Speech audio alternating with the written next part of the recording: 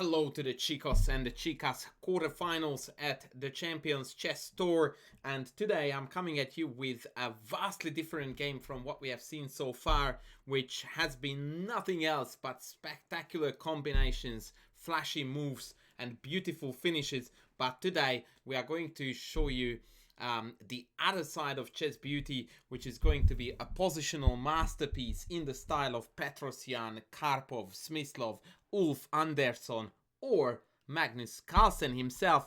And indeed, speaking of the GOAT, the GOAT, it is going to be none other than Magnus Carlsen in the black trunks playing against Erigasi, Arjun, and the opening is the Taimanov, and in the Taimanov, Erigasi opted for the rather timid G3 variation, which doesn't really offer too much for white. Trust me, I know that really well because I used to play this a fair bit.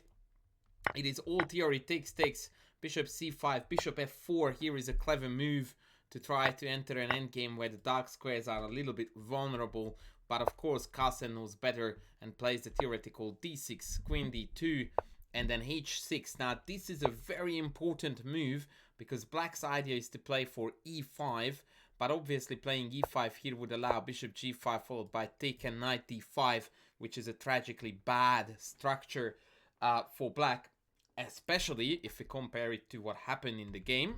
h6, rook d1, e5 now, bishop e3, and bishop takes. Now, Carlsen himself had this position with the white pieces, where he took back with the f-pawn and ended up winning a very interesting game.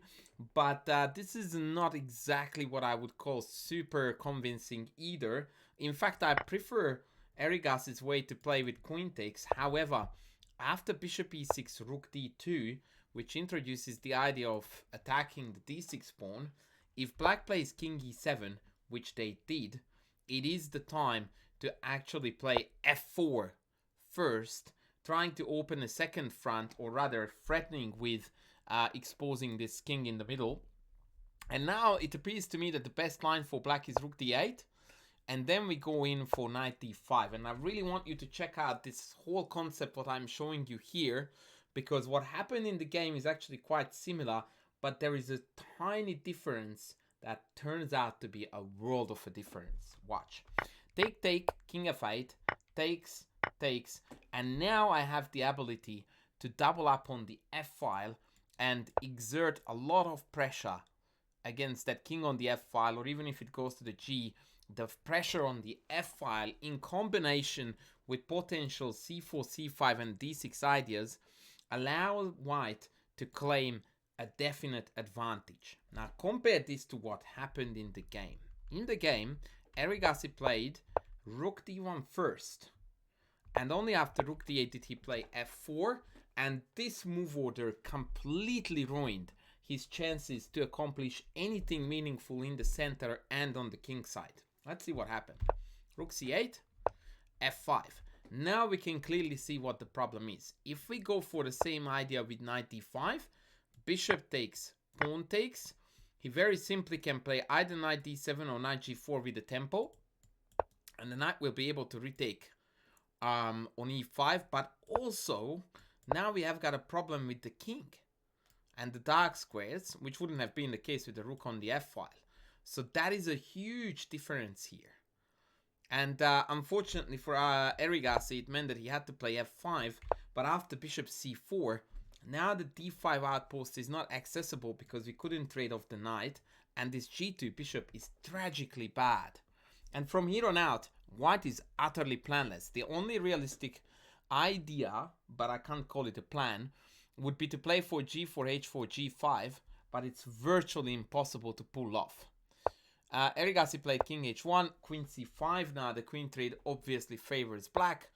Denied, b5, and from here on out, Carlsen puts on a show like just the ultimate perfect squeeze in a boa constrictor style. It is marvelously beautiful how Carlsen turns this minus 0.8 into the most convincing looking victory you have seen in a long time. Watch. Rook c1, b4, pushing back, knight d1, bishop takes a2. Now Erigasi plays c4, which is quite clever, because bishop takes now loses a piece to b3 or knight e3, and en passant allows the knight very quickly back towards the center, and it turns out that actually the c file could be white's hunting ground. So still quite clever, but Carlsen of course never misses a beat in these positional squeezes, and he allows this position and even allows a loss of a pawn. But here I would like to highlight to you something, and for this I'm going to flip the board around. In this position, black is already clearly better in every possible way that we can consider as positional chess.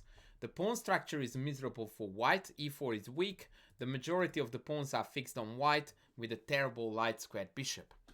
The black bishop is a monster, the knight is better placed than the e3 knight, and we are about to conquer the a file. And funnily enough, even the black king is safer, you hear that right, is a lot safer than its buddy on h1. The ultimate way for us to transition into a completely winning scenario from here would be if we could trade this bishop for this knight, entering an absolutely overwhelming, very good knight versus awful bishop. Look what happens. Carlsen plays rook a8, and I will switch it back so that you don't get confused about who is who. Rook a8, rook a8. And here, in order to lessen the pressure on e4, Erigasi plays knight d5. And Maggie goes like, yup, thank you, that's exactly what I wanted. Bishop takes, pawn takes, rook c8. Complete domination. Domination on the c file, domination with the minor piece versus overgrown pawn, terrible king. It is just absolutely dead lost. Still, Carlsen technique is just mwah. Watch this. Bishop f3, b3. Squeeze begins. King g2, queen b4. Pin, rook c2 is threatened. Queen e3, rook c2 anyway. Rook e2, queen d4. Sorry, queen c4 first, then queen d4 when the queen is no longer protected. And he can't wait for this to happen. Not so much because it's a passer, but because of the e5 square. Oh, yum, yum, yum, yum, yum. That's a very delicious e5 square. So takes was played. King f1, knight d7. The knight is en route to e5 or c5, depending on the circumstances. Bishop d1. Oh, wait. My rook is hanging. Oh, no, my rook. Oops. Can't take because either pawn takes back is going to get a queen next move to the world champ. So Erigasi inches closer to the d pawn and plans to blockade it with rook d2, but unfortunately now knight c5 is incoming. Now, to add insult to injury, this king maneuver looks absolutely deadly. So Erigasi chucks a pawn in to block the king's path and blocks the d2 square, now having sealed the king back at home, or so he thought. Magnus thought otherwise. f5, here we go, baby. And Magnus introduces this marvelous king march on the board. Check that out. What an absolute chad of a plan. Speaking of which, in my course with Judith Polgar, in the Master Your Chess with Judith Polgar courses, we have a chapter on good knights, bad bishops, and in one of them, Judith pulls off a queen-king maneuver, which is about 3 times the length of this. Absolutely insane stuff. Be sure to check that out. It is a remarkable game and a remarkable king maneuver. So, Maggie brings the king in. Erigasi runs the pawns. Maggie doesn't care. g5, don't care. King e3, and now we are threatening to win the rook for free, and in fact we have done so because this rook has nowhere to go. Erigasi tries to push the pawn up, but nay, takes. Oh, white is getting a queen. Ah, no, they are not. They are getting mated.